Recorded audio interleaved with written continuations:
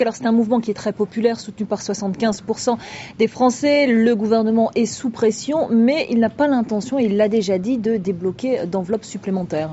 Absolument, c'est ce qu'a dit Nicolas Sarkozy d'ailleurs hier au Conseil des ministres, qu'il n'y aurait pas un deuxième sommet social, qu'il n'y aurait pas de sommet social à chaque fois qu'il y a une grève. Cependant, alors c'est un succès, même si ce soir, Raymond Soubi, le conseiller social de Nicolas Sarkozy, a dit qu'on n'a pas franchi d'étape dans la mobilisation et dans le phénomène protestataire en France. Donc façon de minimiser. Mais ce qui, en revanche, n'a pas changé, c'est l'inquiétude des Français qui ne faiblit pas face à la crise. On peut même dire qu'elle s'est amplifiée, notamment par les dernières annonces de plans sociaux et des entreprises comme Continental et comme Total qui font des bénéfices. Et ces plans sociaux sont vécus comme injustes et je dirais presque injustifiables. Donc beaucoup de monde dans les rues, même si le motif de grève est, je dirais, disparate et sans vraie revendication précise. Alors je le disais, Nicolas Sarkozy a dit qu'il était hors de question de faire un deuxième sommet puisqu'il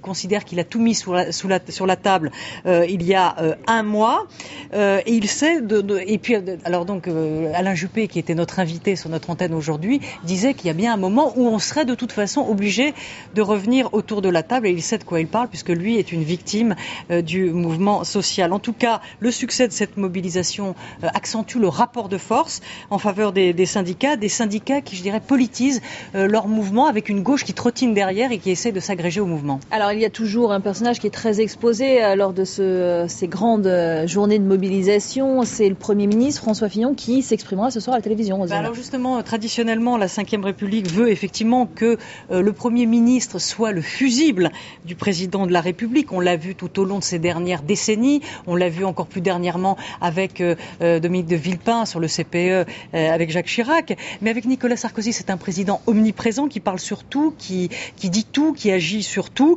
et qui avait d'ailleurs induit un petit peu l'effacement de son Premier ministre François Fillon. Mais en temps de crise sociale, on a l'impression qu'il ressort son paratonnerre, François Fillon, sorte d'airbag du président qu'il ressort quand ça tangue et je dirais quand ça l'arrange. Alors c'est vrai que le président de la République n'est pas là, il est à Bruxelles, mais il pouvait revenir ce soir. Ce soir, c'est François Fillon qui s'exprimera au journal de TF1 à 20h.